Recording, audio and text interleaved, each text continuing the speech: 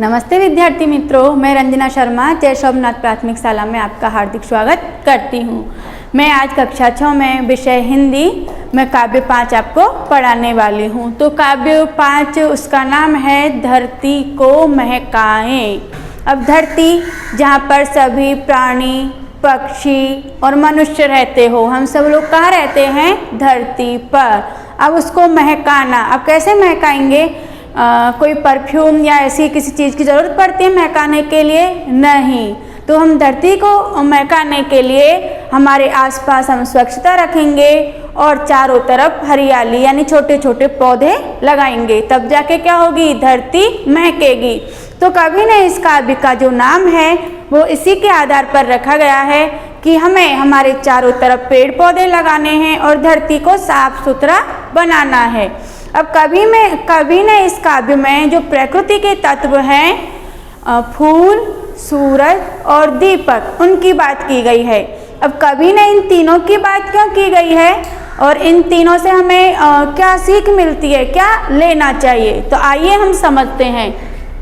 अब फूल आपने देखा होगा रंग बिरंगे होते हैं, जैसे कि चंपा, चमेली, गुलाब, कमल आदि।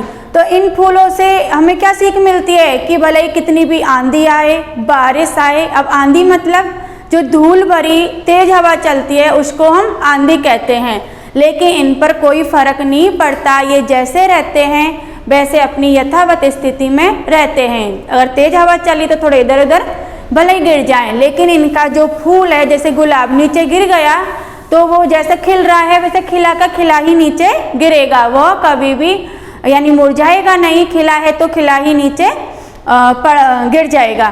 तो फूल से हमें यह सीख मिलती है कि हमें हर परिस्थिति में मुस्कुराते ही रहना चाहिए। अब मनुष्य के जीवन में सुख और दुख आते जाते रहते हैं, तो परिस्थिति के अनुसार हमें फूल से सीख लेनी चाहिए और हंसते ही रहना चाहिए और परिस्थिति का सामना करना चाहिए। अब है प्रकृति का दूसरा तत्व सूरज। अब सूरज को आपने देखा होगा, वो रोज धरती पर आता है और जब रात हटती है तो क्या होता है? अंधेरा को दूर करता है और अपनी किरणें पृथ्वी पर फैलाता है, चारों तरफ उजाला हो जाता है। अगर सूर्य का प्रकाश नहीं मिलता तो क्या होता? पेड़ पौधे नहीं होते।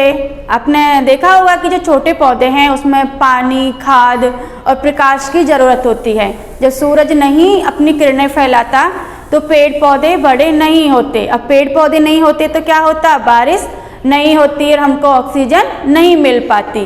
ठीक है। अब जो तीसरा जो तत्व है वो है दीपक। अब दीपक से हमें क्या सीख मिलती है? दीपक से हमें सीख मिलती है कि वो क्या करता है? रात का जो अंधकार होता है उसको वो दूर करता है। यानी दीपक आपने देखा होगा कि मिट्टी का दीपक होता है, उसमें हम रुई होती है उसकी एक बत्ती बनाते हैं, तो वह क्या करता है? हम उसमें तेल डालते हैं तो वह तेल क्या होता है? जलता रहता है। हम बोलते हैं कि तेल जल रहा है, लेकिन दीपक क्या करता है? वो अपने को मिटा देता है, यानी जो रुई होती है वो धीमे धीमे कम पड़ती जाती है। तो दीपक के माध्यम से हमें यह सीख मिलती है कि दीपक जैसे अपना अंतर यानी हृदय या दिल को जला देता है, वैसे ही हमें दुखी लोगों की मदद करनी चाहिए। यानी कि अगर कोई भी दुखी इंसान हमें दिख रहा है और उसमें हमें क्या करना चाहिए? उसकी सहायता करनी चाहिए। यानी कि खुद थोड़ा कष्ट पाले लेकिन दूसरों को सहायता करनी चाहिए। तो आइए विद्यार्थी मित्रों, पहले हम इस काव्य का गान करते हैं। तो काव्य का गान हम देखते हैं। बगिया के फूलों को देखो कैसे खुश खुश रहते हैं, आंधी हो पानी हो चाहे सबको हंस हंस सहते हैं। बगिया के फूलों को देखो कैसे खुश खुश रहते हैं, आंधी हो पानी हो चाहे सबको हंस हंस सहते हैं। सूरज की किरणों को देखो रोज धरा पर आती है, अंधकार को दूर भगा कर सारा जग चमकाती है। दीपक को देखो कैसे यह हरदम जलता रहता है, अपना अंतर जला जला कर रोशन जग को करता है। आओ हम भी इंसान बनकर जग में अपना नाम कमाएं, अच्छे सच्चे काम करें और सारी धरती को महकाएं, सारी धरती को महकाएं।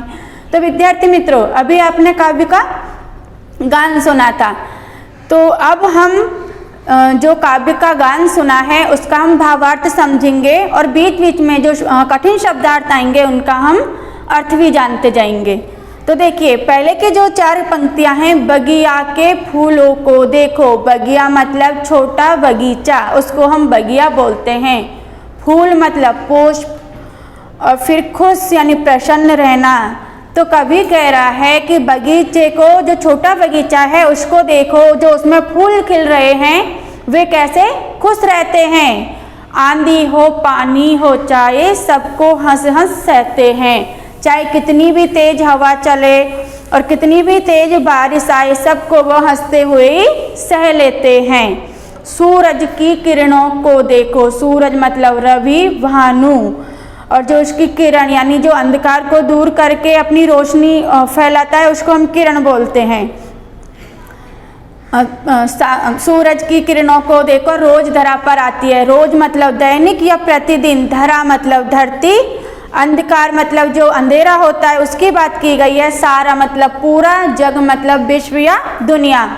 तो हम सूरज की किरणों को देखते हैं कि वह हर रोज धरती पर आती है। उसका ऐसा नहीं है कि वो आज नहीं आएगी, उसका प्रतिदिन का कार्य है पूरे जग में अपनी रोशनी फैलाना। तो सूरज की जो किरण है वो सारे जग को चमकाती है। दीपक को देखो कैसे यह हरदम जलता रहता है। दीपक मतलब दिया या दीप। तो उससे हमें क्या सीख मिलती है कि वह हरदम जलता रहता है। अपना अंतर मतलब हृदय या दिल जला करके और सारे जग को वह रोशन करता रहता है। सारे जग में वह अपनी रोशनी फैलाता रहता है। तो आओ हम भी इंसान बनकर, तो हम भी एक अच्छे इंसान किसको बोलते हैं, जो अच्छे कार्य करे उसको, जग में अपना नाम कमाए। तो आइए हम सब मिलकर एक अच्छे इंसान बने और अच्छे से अच्छे काम करेंगे तो इस दुनिया में हमारा नाम रोशन होगा।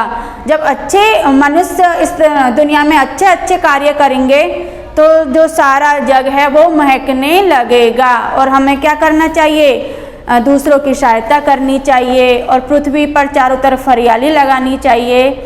तो यह काम हमें पृथ्वी को महकाने के लिए करना चाहिए। तो विद्यार्थी मित्रों, यहाँ पर हमारा जो काव्य का भावार्थ है वह पूर्ण होता है। तो इसी में हमें पीछे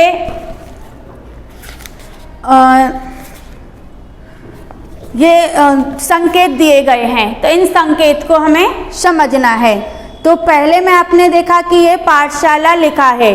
अब पाठशाला लिखा है तो इसमें यह बताया गया है कि पाठशाला नज़दीक है और वाहन धीमे चलाइए। अब दूसरा जो चित्र है रेड कलर का प्लस होता है चिकित्सा सेवा, यानी अस्पताल पास में होने की सूचना मिलती है।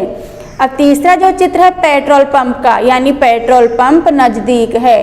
अब फिर चौथा जो चित्र दिया गया है सार्वजनिक टेलीफोन, यानी सार्वजनिक टेलीफोन केंद्र पास में ही है। तो विद्यार्थी मित्रों, यहाँ पर आपने काव्य का भावार्थ समझा। आपको गृह कार्य है उसमें एक बार काव्य लिखिए और उसको याद करना है, और बाकी का जो आपका जो होमवर्क है वो हम अब PDF फाइल में भेजेंगे, तो उसमें से आपको अपने प्रश्नों के जवाब लिखने हैं। धन्यवाद।